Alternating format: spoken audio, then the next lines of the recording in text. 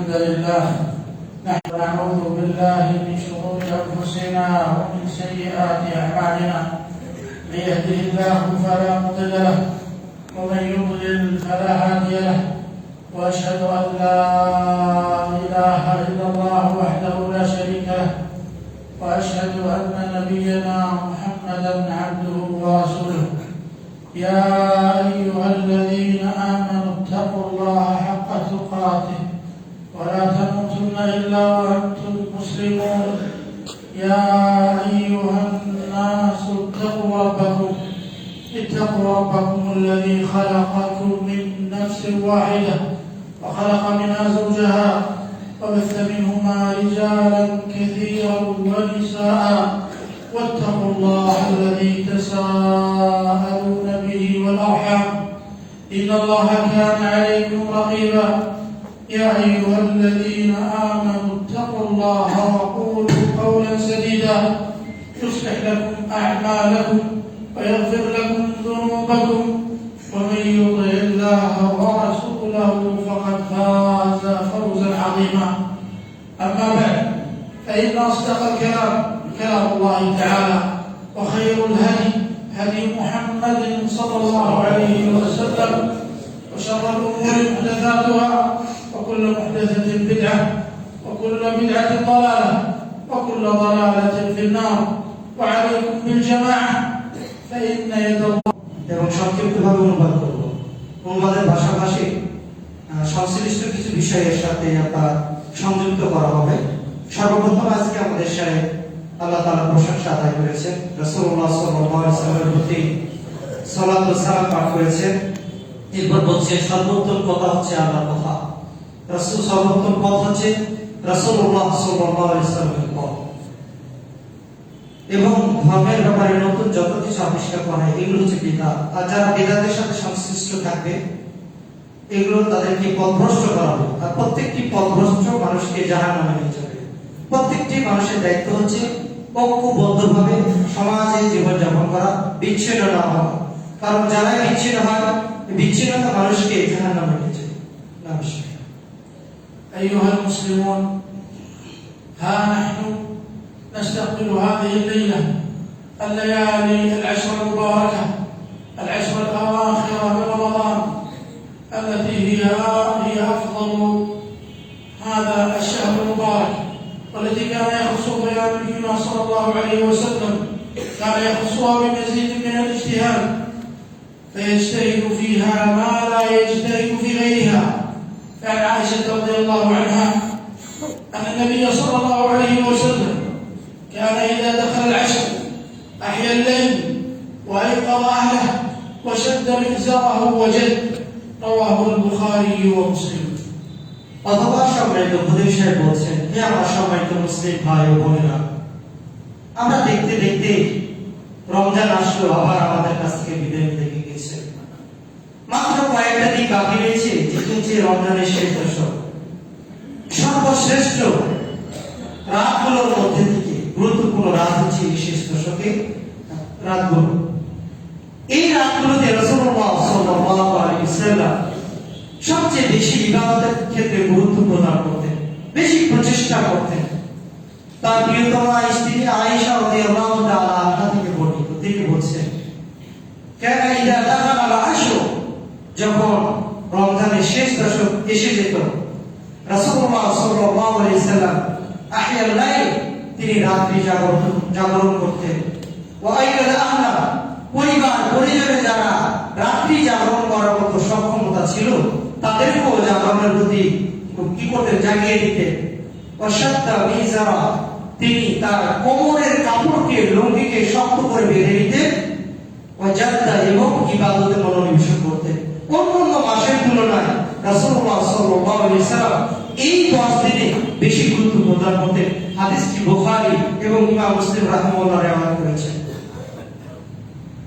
فكان صلى الله عليه وسلم في العشرين الأولى من رمضان يصلي في الليل وينام، لكن إذا دخلت عليه هذه العشر المباركة أحيا الليل كله بالقيام والصلاة والدعاء والمناجاة لربه تعالى.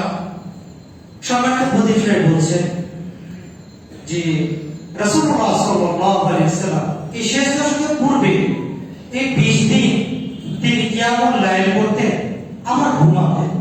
রাতের কিছু অংশ তিনি তাহাজ্জুদ পড়তেন আর কিছু অংশ ঘুমাতেন। কিন্তু যখন শেষ দশক আগমন করত তিনি পুরো রাত ধরে ইবাদত করতেন। সুবহানাল্লাহ। কিসের মাধ্যমে ইবাদত করতেন? বিসসালাত, সালাত আদায় করতেন, আযকার জিকির আসকার করতেন, কোরআন তেলাওয়াত করতেন, দোয়া করতেন, নিজের চাওয়া পাওয়া গুনাহ মাফের জন্য রবের কাছে মুনাজাত করতেন। وكان يوقظ أهله للصلاة والطاعة ترغيبا لهم في الخير ويشد مئزره صلى الله عليه وسلم كناية عن ترك جماع أهله وانقطاعه للعبادة. সামান্য করে বলছেন রাসূলুল্লাহ সাল্লাল্লাহু আলাইহি ওয়াসাল্লাম তিনি একাই রাত্রি জাগরণ করতেন না। এই রাত্রিগুলোতে তার পরিবারের সদস্যদেরকেও তিনি রাত্রি জাগরণ করাতেন। কিসের জন্য? সালাতের জন্য। আনুগত্যমূলক যে কাজগুলো রয়েছে, যে কাজগুলো আল্লাহ তাআলা সন্তুষ্ট হয়, এই কাজে যেন তারা অংশগ্রহণ করে এবং আল্লাহ তাআলার ইবাদতে মনোনিবেশ করে, এই জন্য যে তারা কল্যাণের প্রতি ধাবিত হবে, মহা পুরস্কার, বারাকাত, নিয়ামত এগুলো যেন আল্লাহর পক্ষ থেকে পায়, এই জন্য পরিবার পরিজনকে জাগ্রত করাতে। ولذا كان يعتكف صلى الله عليه وسلم في هذه العشر المباركة ويلازم المسجد للعبادة والتقرب طلبا لتحصيل ليلة القدر التي نزل فيها القرآن العظيم وهي خير من 1000 شهر، فالعبادة فيها خير من عبادة 83 سنة وبضعة أشهر، وهذا فضل عظيم حري بالمسلم أن يجتهد اجتهادا عظيما لإدراكه في هذه العشر. ولذا جاء في فضل ليلة القدر قوله صلى الله عليه وسلم: من قام ليلة القدر إيمانا واحتسابا غفر له ما تقدم من ذنبه، رواه البخاري ومسلم. আমাদের সম্মানিত খলিফা বলছেন যে রাসূলুল্লাহ সাল্লাল্লাহু আলাইহি ওয়াসাল্লাম শেষ দশকে যে কোমরের লুঙ্গি শক্তদের বাদ থেকে তার উদ্দেশ্য কি? তার লুঙ্গি কি খুলে যেত না, এর উদ্দেশ্য হচ্ছে তিনি যেহেতু শেষ দশকে ইতিকাফ করবেন, আর ইতিকাফ অবস্থায় ফ্যামিলির সাথে বিবিদের সাথে মিলামেশা করা এটা নিষিদ্ধ কাজ। ইতিকাফ নিয়ত করার পর কেউ যদি স্ত্রীর সাথে মিলামেশা করে ইতিকাফ নষ্ট হয়ে যায়। এই জন্য তিনি কোমরকে শক্ত করে বাঁধতেন, বলতে ইবাদতে মনোনিবেশন করতেন এবং স্ত্রীর সাথে মিলন থেকে বিরত থাকতেন। বিশেষ করে এই শেষ দশকে রাসূলুল্লাহ সাল্লাল্লাহু আলাইহি ওয়াসাল্লাম এর রহমত, এর বরকত, এর আজর, এর সওয়াব, এর পুণ্য পাওয়ার জন্য তিনি রাত্রি জাগরণ করতেন। বিশেষ করে এই শেষ দশকে এমন একটি রাত রয়েছে যে রাতকে বলা হয় লাইলাতুল কদর। এই রাত্রি কেউ যদি জাগরণ করে তাহলে বলা হচ্ছে যে লাইলাতুল কদর মিন 1000 শাহর, 1000 মাসের চাইতে উত্তম। অর্থাৎ এই রাত্রি জাগরণ করে আপনি যদি আল্লাহ তাআলার সন্তুষ্ট অর্জন করতে পারেন তাহলে নির্বিচ্ছিন্নভাবে 83 বছর প্লাস আরো কয়েক মাস ইবাদত করে যে সওয়াব পাবেন, একটি রাত যদি আপনি জাগরণ করতে পারেন তাহলে এর চেয়ে তো বেশি শ্রেষ্ঠ মর্যাদা লাভ করবেন। সুবহানাল্লাহ। ইবনে ওমর রাদিয়াল্লাহু তাআলা আনহু থেকে বর্ণিত, তিনি বলেন যে রাসূলুল্লাহ সাল্লাল্লাহু আলাইহি ওয়াসাল্লাম বলেন, মান কামা লাইলাতুল কদরি ঈমানান ওয়া ইহতিসাবান গুফিরা লাহু মা তাকাদ্দামা মিন যামবি, রাওয়াহুল বুখারী ও মুসলিম। যে ব্যক্তি লাইলাতুল কদরকে উদযাপন করবে, এটাকে পালন করবে ঈমানের আশায় এবং সওয়াবের আশায়, তার অতীতের গুনাহ খাতাগুলো আল্লাহ তাআলা মাফ করে দেন। সুবহানাল্লাহ। সম্মানিত হাজিরিন, আমরা লাইলাতুল কদর বা ইতিকাফ যখন করব আমাদের করণীয় কি? কিভাবে আমরা ইতিকাফ করব? প্রথমত ইতিকাফ সুন্নতি কাজ। আমাদের জীবন থেকে যে সকল সুন্নতগুলো বিদায় নিয়েছে, যে সকল সুন্নতগুলোকে আমরা ভুলে গেছি, গুরুত্ব দিই না, তার মধ্যে একটি সুন্নত হচ্ছে ইতিকাফ। এটাকে আমরা ভুলে গেছি। ইতিকাফের ব্যাপারে আয়েশা রাদিয়াল্লাহু তাআলা তিনি বলেন রাসূল সাল্লাল্লাহু আলাইহি ওয়াসাল্লাম মৃত্যু পর্যন্ত তিনি ইতিকাফ করতেন। তিনি যখন পৃথিবী ছেড়ে বিদায় গ্রহণ করেছেন তার স্ত্রীরা ইতিকাফ করেছে। সুতরাং ইতিকাফ একটি গুরুত্বপূর্ণ ইবাদত। আমরা যখন ইতিকাফ করব আমরা এর ইবাদত করব, সালাত করব, দোয়া করব, তাসবিহ করব, জিকির আজকার করব। এত গল্প গুজব ইত্যাদি না করে আল্লাহ তাআলার ইবাদতে আমরা ব্যস্ত থাকব। এই ইতিকাফ কি জন্য দিয়েছে? আমরা বাইরে তো ইবাদত করতে পারি, কারণ বাইরে থাকলে আল্লাহ তাআলার সাথে যে হৃদয়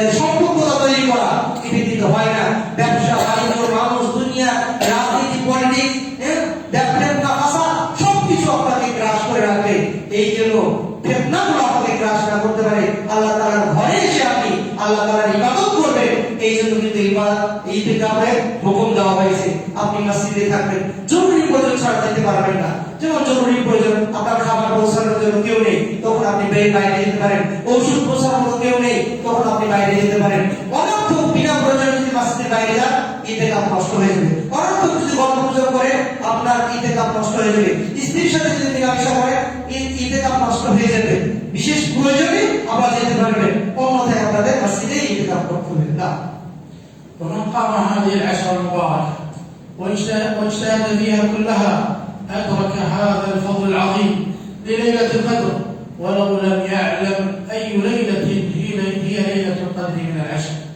كما ينبغي من الإكثار من الدعاء في هذه الليالي المباركة، خاصة بما ورد عن عائشة رضي الله عنها أنها قالت: قلت يا رسول الله أرأيت إن وافقت ليلة القدر ما أقول أين أدعو؟ قال عليه الصلاة والسلام: قولي اللهم إنك عفو تحب العفو فاعف عني. رواه الترمذي بسند صحيح.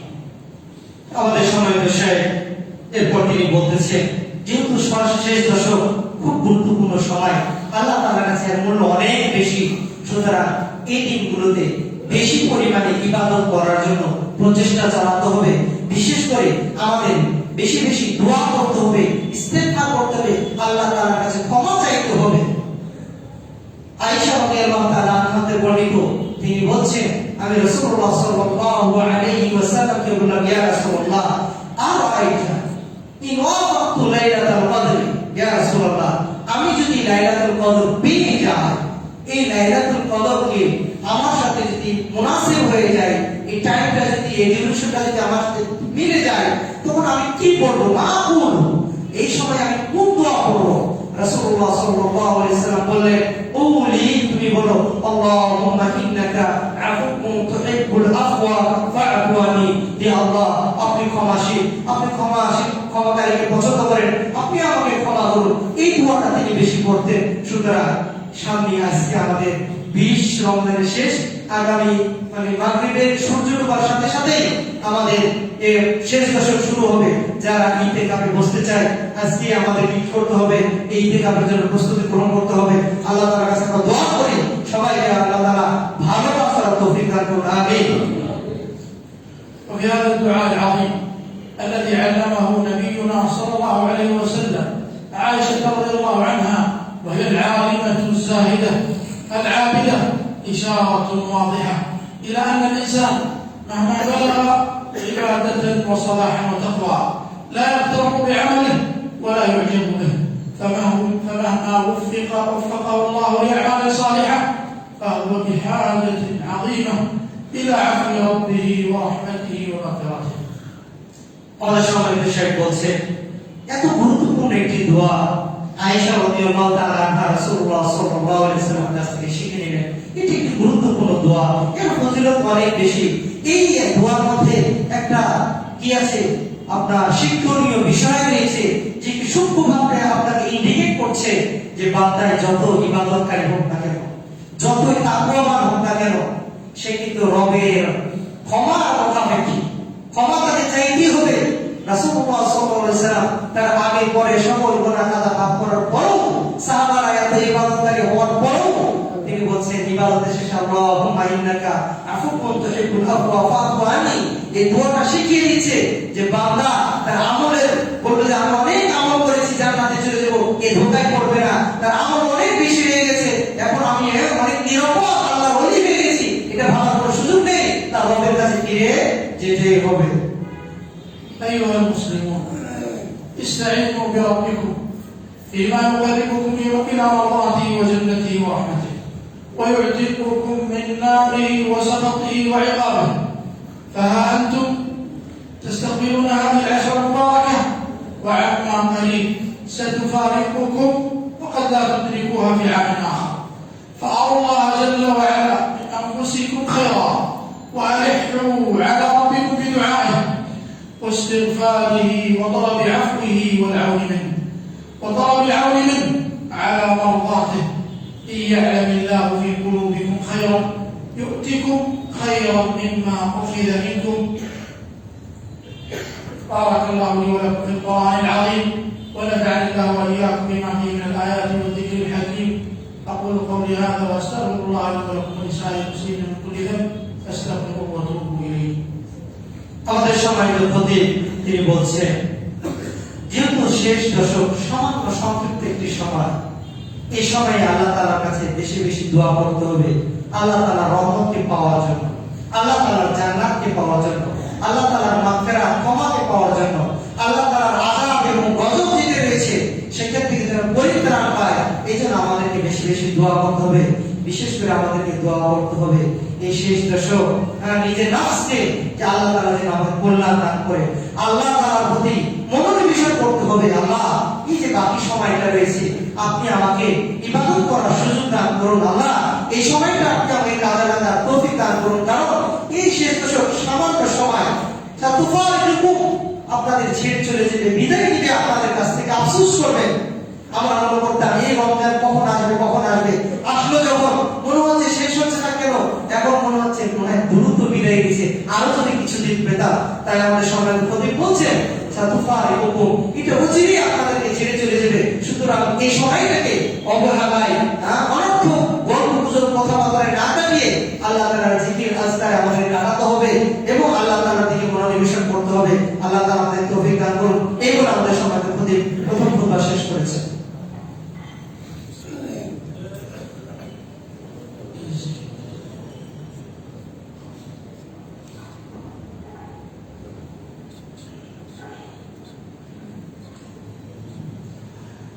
الحمد لله المتفرد بالبقاء الذي حكم على كل شيء بالفناء، واشهد ان لا اله الا الله وحده لا شريك له، واشهد ان نبينا محمدا عبده ورسوله المصطفى ونبيه المجتبى صلى الله وسلم وبارك عليه وعلى اله وصحبه وسلم تسليما كثيرا ومن بهداه مقتفى.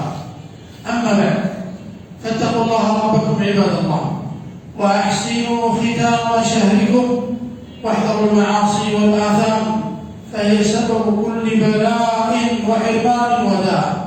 اكثروا من الاستغفار فهو سبب حصول البركات والرحمات ووقاية من سخط الله وعذابه، وما كان الله معذبهم وهم يستغفرون.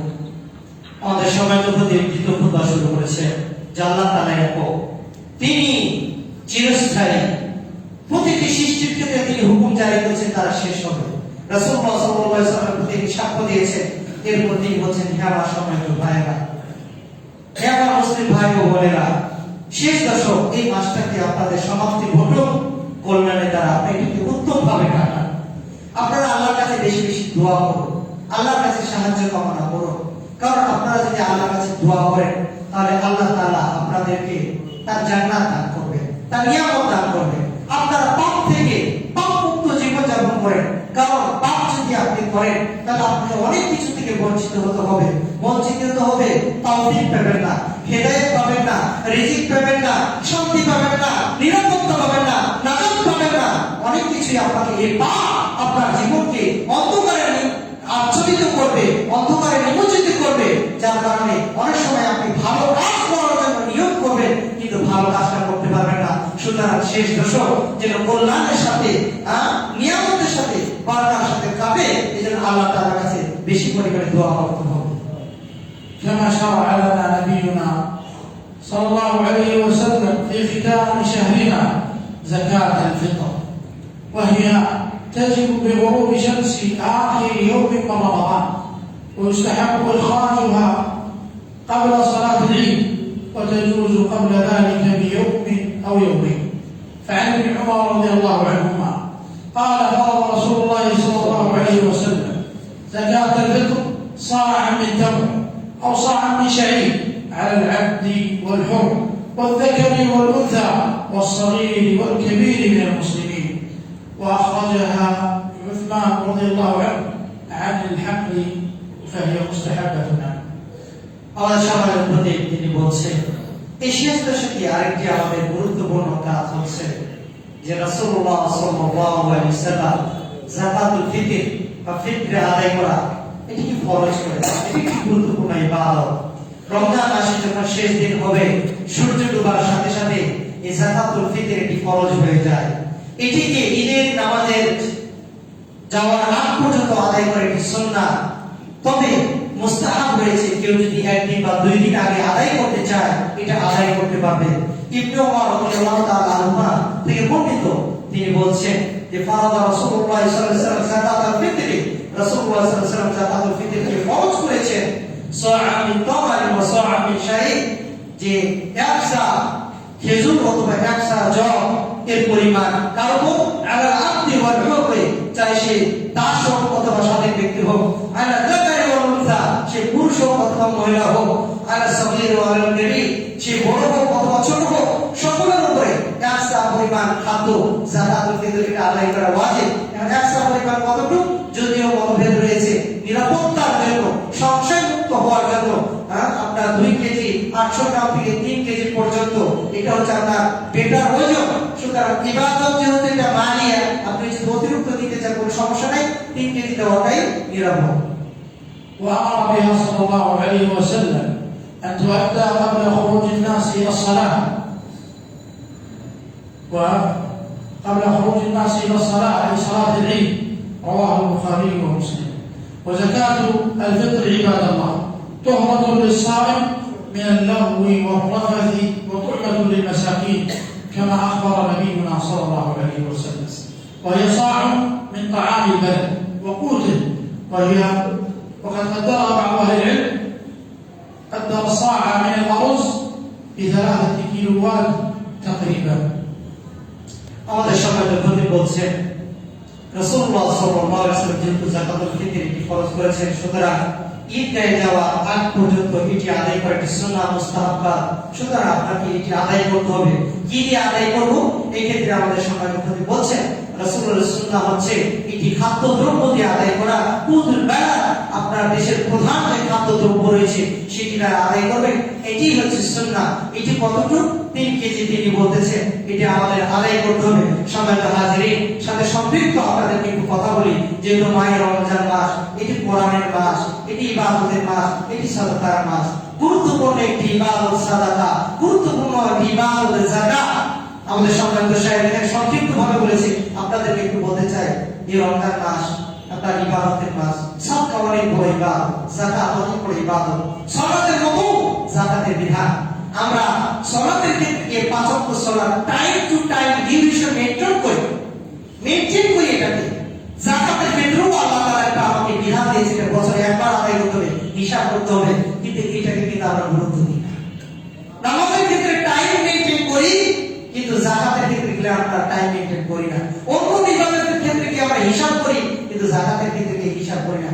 যাকাত কি ফরজ ইবাদত, নামাজ ছেড়ে দিলে যেমন আপনি কাফের হয়ে যাবেন, যাকাত না আদায় করলেও কিন্তু আপনি কাফের হয়ে যাবেন। সুতরাং যাকাত একটি গুরুত্বপূর্ণ ইবাদত। আপনি যাকাত কিভাবে আদায় করবেন, কোন পণ্যের উপর দিয়ে আদায় করবেন, বিস্তারিত আলোচনা আছে।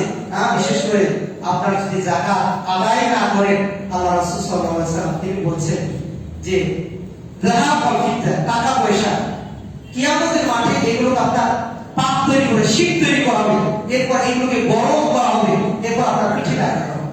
আপনার যে টাকা পয়সা, এটা যদি যাকাত আদায় না করেন, এগুলোকে সাপ বানিয়ে আপনার গলার মধ্যে ঝুলিয়ে দেওয়া হবে, এই সাপ কামড়াবে। দুনিয়াতে যদি আপনি আপনাদের সাপ কামড় দেয়, যাকে কামড়াবে সেই ক্ষতিগ্রস্ত হবে।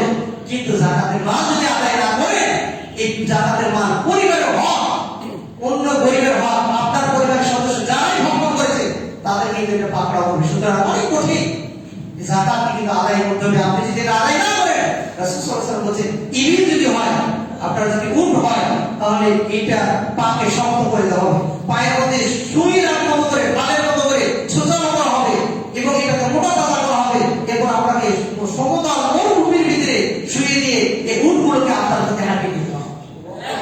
যদি গরু চালু হয়, তাহলে তার শিংগুলোকে ছোটানো করা হবে, এরপর বলা হবে তুমি মুতা দাও, এই যাকাতকে আদায় করে। সুতরাং কিয়ামতের মাঠে ভয়াবহ অবস্থা তৈরি হবে। রাসূল সাল্লাল্লাহু আলাইহি ওয়াসাল্লাম বলেছেন যে মা মিন আহাদিন মিনকুম ইল্লা সাইকালিমুল্লাহ, তোমাদের মধ্যে প্রত্যেক ব্যক্তির সাথে আল্লাহ তাআলা কিয়ামতের মাঠে কথা বলবে। তার মাঝে এবং বান্দার মাঝে কোনো তরজমা, অনুবাদক থাকবে না, ট্রান্সলেটর থাকবে না। সেদিন সেই বান্দা কিয়ামতের মাঠে গিয়ে দেখবে ডান দিকে সামান্য কিছু আমল, বাম দিকে কিছু আমল, এবার সামনে তাকাবে দেখবার বিশাল আগুন দাও দাও করে জ্বলছে। আল্লাহ রাসূল বলেন ফাত্তাকুন নারা ওয়ালাউ বিশিক্কি তামরা, যদিও একটা খেজুরের অংশ দিয়ে হয় এই জাহান্নামের আগুন থেকে তোমরা নিজেদেরকে রক্ষা করো। একটা খেজুরকে আমি যদি কেটে কয়েক ভাগে ভাগ করে রাস্তায় কাউকে দান করে নিবে, যদি বিক্রি করতে চাই নিবে না, তো এই অংশটা দিয়ে হলো তাহলে জোর করে তাকে দাও, দিয়ে তুমি ওই জাহান্নামের আগুন থেকে বাঁচো। আমরা টাকা পয়সা কি করবো? কি করবে টাকা পয়সা এসে কোনো উপকার আছে? বরং আপনি যদি এটা না আদায় করেন পরকালে আপনার জন্য বোঝা হয়ে যাবে। সম্মানিত ভাইরা, রমজান মাস বরকতের মাস, সালাতের মাস, দানের মাস। এই মাসে আপনারা দান করবেন আপনাদের প্রিয় মাদ্রাসাতুল হাদিস নাজিরাবাদের খাতা। আপনারা ইয়ানত দেন, আপনারা একালে দান দেন, আপনারা যাকাত দেন। আপনাদের সহযোগিতার মাধ্যমে সুন্দরভাবে প্রতিষ্ঠানটি চলে আসছে দেশে বাইরে, আন্তর্জাতিক সর্বমহলে এর সুনাম সুখ্যাতি চলে গেছে আপনাদের অবদান। আল্লাহ তাআলা আপনাদেরকে বেশি পরিমাণ দান করার সুযোগ দান করুন, আমিন। 2 নাম্বার, এই যে নাজির বাজার বড় জামে মসজিদ সমাজ কল্যাণ রয়েছে, এর অনেক সামাজিক কাজ করে থাকে। 1 নাম্বার সামাজিক কাজ করে থাকে তারা। এই যে রমজান মাস চলতেছে, সাহারি 250 পরিবারকে তার রমজান প্যাকেজ দিয়েছে, আমাদের মতো যেন তার খেয়ে রোজা রাখতে পারে, বড় একটা ভালো কাজ। তার কাজ করে কি এলাকার দুস্থ অসহায় মেধাবী ছাত্র লেখাপড়ার জন্য তারা সহযোগিতা করে, অর্থায়ন করে, বৃত্তি প্রদান করে। 3 নাম্বার, তারা কাজ করে অসহায় গরিব মানুষ যারা রয়েছে তাদের চিকিৎসা প্রদান করে। 4 নাম্বার কাজ করে তারা যে যারা গরিব দুঃখী মানুষ মারা যায় কাফন দাফনের কোনো ব্যবস্থা করতে পারে না, ওই মানুষগুলোকে কাফন দাফনের দায়িত্ব কিন্তু এই সমাজ কল্যাণ নিয়ে। 5 নাম্বার, তারা কাজ করে থাকে অনেক অসহায় সুবিধা বঞ্চিত পরিবার, মেয়ের ছেলের বিয়ে দিতে পারে না, এই বিয়ের আয়োজনের অর্থটাও এই সমাজ কল্যাণ দিয়ে থাকে। আপনাদের সাদকা থেকে, দানের টাকা থেকে এই সমাজ কল্যাণে আপনারা দান করবেন ইনশাআল্লাহ। আরেকটি গুরুত্বপূর্ণ বিষয় আপনাদেরকে বলে রাখি, এই মসজিদ নাজির বাজার বড় জামে মসজিদ আলহামদুলিল্লাহ 3 জন 6 জন ইমাম, তারাবি পড়াচ্ছেন 3 জন, কিয়ামুল লাইল পড়াচ্ছেন 3 জন 6 জন ইমাম, মধুর কণ্ঠে তেলাওয়াত করাচ্ছে। তাদেরও হাদিয়া বা কিছু দিতে হয়, আপনারাও এখানেও কিছু হাদিয়া দিবেন ইনশাআল্লাহ। না كما شرع ربكم عند إكمال شهركم برؤية هلال شوال أو بإكمال رمضان 30 ليلة 30 يوما، شرع نبيكم صلى الله عليه وسلم عند ختامه تكبيره سبحانه. قال سبحانه ولتكملوا العدة ولتكبروا الله على ما هداكم ولعلكم تشكرون. فإذا ثبت ختام الشهر فيشرع التكبير لله تعالى حتى تقضى صلاة العيد. الله أكبر الله أكبر لا إله إلا الله والله أكبر الله أكبر ولله الحمد. আমাদের সামনে প্রতিদিন সর্বশেষ পয়েন্টে বলছে, আমি একটু আরেকটা পয়েন্ট বলতে ভুলে গেছিলাম। নাজির বাজার বড় জামে মসজিদ তার প্রত্যেকদিন 200 জন মানুষকে ইফতারের আয়োজন করে দেন আলহামদুলিল্লাহ। রাসূলুল্লাহ সাল্লাল্লাহু আলাইহি ওয়াসাল্লাম হাদিস, যে ব্যক্তি রোজাদারকে সিয়াম পালনকারীকে ইফতার করাবে সমপরিমাণ সওয়াব পেয়ে যায়। সুবহানাল্লাহ। আর মাত্র কয়টা দিন বাকি আছে, এখানে বড় একটা টাকা খরচ হয়। আপনারা যারা এখানে অনুদান দিতে চান, সহযোগিতা করতে চান, রোজাদারকে ইফতার করাতে চান, আপনারা এখানে অর্থ দেবেন ইনশাআল্লাহ। রোজার কি যে সওয়াব পাবে, আপনি ইফতার করে সেই সওয়াব পেয়ে যাবেন। সুবহানাল্লাহ। সবাই হাজিরিন, আমাদের সম্মানিত বলছেন শেষ দশকের শেষে যখন রমজান মাস শেষ হয়ে যাবে তখন আমাদের সুন্নতি আমল হচ্ছে আল্লাহ তাআলার জন্য তাকবীর পাঠ করা, আল্লাহ তাআলার জন্য কি করা, তাহলিল লা ইলাহা ইল্লাল্লাহ, এই পাঠগুলো পাঠ করা। আমরা যখন জানবো যে রমজান শেষ হয়ে যাচ্ছে, সূর্য অস্ত হয়ে যাচ্ছে, রমজানের শেষ দিন এবং ঘোষণা আসছে আমাদের সবার মাসে চাঁদ দেখা গেছে, তখন থেকে আমাদের তাকবীর পাঠ করতে হবে ঈদের নামাজ শেষ হওয়া পর্যন্ত। তিনি বলছেন, এটা আল্লাহ কোরআন বলেন ওয়ালিতুকিলুল ইদ্দা ওয়া তুকাব্বিরুল্লাহ আলা মা হাদাকুম, যে আল্লাহ তোমরা রমজান মাসকে পূর্ণ করবে এবং আল্লাহ তাআলার জন্য তাকবীর পাঠ করবে, যাতে করে তোমরা কি করে লাআলাকুম তাশকুরুন, আল্লাহ তাআলা কৃতজ্ঞতা আদায় করতে পারো। আমরা 1 মাস রোজা রাখলাম, আল্লাহ তাআলা এটা যেন কবুল করে, এই কৃতজ্ঞতা আল্লাহ তাআলার কাছে আদায় করতে হবে, আল্লাহ তাআলার জন্য তাকবীর পাঠ করতে হবে। এটা কতক্ষণ করব? যখন সূর্য অস্ত হলো এবং আপনার নামাজ আদায় হওয়া পর্যন্ত, আপনার সালাতুল ঈদ শেষ হওয়া পর্যন্ত আপনি কি করবেন? এই তাকবীরটা পাঠ করবেন। আমরা যখন ঈদগাহে যাব এই তাকবীরটা পাঠ করব। আল্লাহ তাআলা আমাদের কবুল করুন। সকলের জন্য আমরা কল্যাণ কামনা করি, আল্লাহ তাআলার কাছে দোয়া কামনা করি। বিশেষ করে আপনারা জানেন আজকে আমাদের সেই মুসলিম রাষ্ট্র ফিলিস্তিন ভাইরা কি মর্মান্তিক রমজান মাস, যে মা তার মায়ের স্তন দুধ তার সন্তানকে পান করার কথা ছিল, মায়ের দিকে পড়ে রয়েছে রক্তাক্ত শিশু, আর দিকে পড়ে আছে। আল্লাহ আমাদের সেই দেশে যাওয়ার কোনো ক্ষমতা নেই, কিন্তু তোমার ইশারায় যথেষ্ট তাদেরকে ধ্বংস করে দেওয়ার জন্য। আল্লাহ তুমি আমার ফিলিস্তিনের ভাই বোন মা সবাইকে তুমি রক্ষা করো। আল্লাহ আল্লাহ তোমার বিশেষ সাহায্য দিয়ে এদেরকে রক্ষা করো।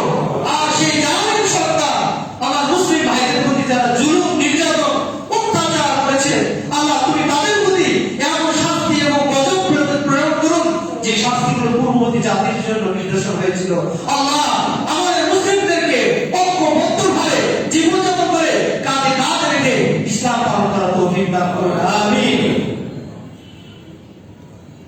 هذا وصلوا وسلموا على من امركم الله جل وعلا بالصلاه والسلام عليه، فقال في كتابه العظيم: ان الله وملائكته يصلون على النبي يا ايها الذين امنوا صلوا عليه وسلموا تسليما. اللهم صل على محمد وعلى ال محمد كما صليت على ابراهيم وعلى ال ابراهيم انك حميد مجيد. اللهم بارك على محمد وعلى ال محمد كما باركت على ابراهيم وعلى ال ابراهيم انك حميد مجيد. وارض اللهم عن الخلفاء الراشدين الائمه المهديين ابي بكر وعمر وعثمان وعلي وعن سائر صحابه نبيك اجمعين والتابعين ومن تبعهم باحسان الى يوم الدين، وعنا معهم بجودك وكرمك واحسانك يا رب العالمين. اللهم اعز الاسلام والمسلمين، اللهم اعز الاسلام والمسلمين، اللهم اعز الاسلام والمسلمين، واحمي حوزه الدين، واذل الشرك والمشركين، واجعلنا هداة مهتدين غير ضالين ولا مضلين. اللهم حبب الينا الايمان وزينه في قلوبنا، وكره الينا الكفر والفسوق والعصيان واجعلنا من الراشدين. اللهم تقبل منا الصيام، اللهم تقبل منا الصيام وتقبل منا القيام، واعنا على طاعتك يا ذا الجلال والاكرام. اللهم وفقنا لقيام هذه العشر المباركه، اللهم وفقنا لقيام ليله القدر، واجعلنا ممن يفوز فيها باعظم حظ ونصيب بكرمك يا رب العالمين. اللهم انك عفو تحب العفو فاعف عنا، اللهم انك عفو تحب العفو فاعف عنا. اللهم اصلح لنا ديننا الذي هو عصمه امرنا، واصلح لنا دنيانا التي فيها معاشنا، واصلح لنا اخرتنا التي اليها معادنا، واجعل الحياه زياده لنا في كل خير، واجعل الموت راحه لنا من كل شر. اللهم اغفر لنا ولابائنا وامهاتنا ولمن له حق علينا. اللهم اصلحنا واصلح بنا واصلح ذرياتنا يا رب العالمين. اللهم كن لاخواننا المستضعفين من المسلمين في كل مكان، اللهم كن لاخواننا في فلسطين وغزه يا ذا الجلال والاكرام. اللهم كن لهم يا ارحم الراحمين، يا ناصر المظلومين، يا رب المستضعفين. اللهم عليك باليهود الصهاينه المعتدين، اللهم عليك بهم فانهم لا يعجزونك. اللهم انهم قد طغوا وبغوا واكثروا في الارض فسادا فصب عليهم سوط عذاب. اللهم ارنا فيهم عجائب قدرتك، اللهم اكف المسلمين شرهم. اللهم احفظ اخواننا في غزه وفلسطين، اللهم احفظهم بحفظك واكلأهم برعايتك، لا ناصر لهم الا انت، وكفى بك نصيرا ونعم بك نصيرا. لا اله الا انت سبحانك انا كنا من الظالمين. ربنا تقبل منا انك انت السميع العليم، وتب علينا انك انت التواب الرحيم، واغفر لنا ولوالدينا ولجميع المسلمين الاحياء منهم والميتين. ربنا اتنا في الدنيا حسنه وفي الاخره حسنه وقنا عذاب النار. اللهم اعنا على ذكرك وشكرك وحسن عبادتك. عباد الله اذكروا الله يذكركم واشكروه على نعمه يزدكم، ولذكر الله اكبر والله يعلم ما تصنعون.